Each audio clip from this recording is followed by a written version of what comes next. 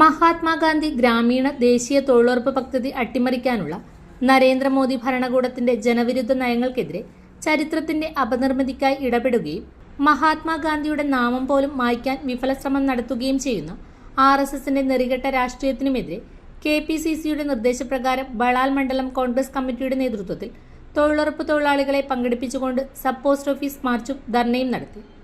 കർഷക കോൺഗ്രസ് ജില്ലാ പ്രസിഡന്റ് രാജു കട്ടക്കയം ഉദ്ഘാടനം ചെയ്തു. മണ്ഡലം കോൺഗ്രസ് പ്രസിഡന്റ് MP ജോസഫ് അധ്യക്ഷത വഹിച്ചു.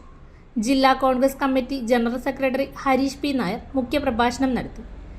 ഗ്രാമപഞ്ചായത്ത് പ്രസിഡന്റ് A ലത, ജില്ലാ panchayat member Binsy Jain, block Congress committee vice president Alex Nedikala, block panchayat standing committee chairperson Jessy Chacko, ഗ്രാമപഞ്ചായത്ത് സ്റ്റാൻഡിംഗ് കമ്മിറ്റി ചെയർമാൻമാരായ Shoby Joseph, Mini Mathew, PV Jitha തുടങ്ങിയവർ പ്രസംഗിച്ചു.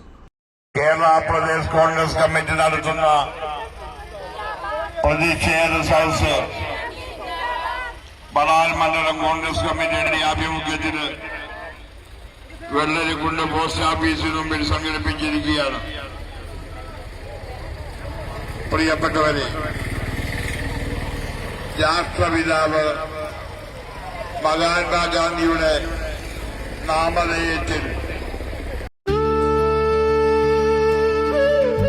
ഓരോ സ്വർണ്ണാഭരണവും പാരമ്പര്യത്തിന്റെ അഭിമാനം. ഓരോ ഡയമണ്ടും പറയുന്നത് വിശ്വാസത്തിന്റെ കഥ. നിങ്ങളുടെ സ്റ്റൈലിന് പെർഫെക്റ്റ് തിളക്കം. The crown of fine jewellery. Sona gold diamonds and jewellers.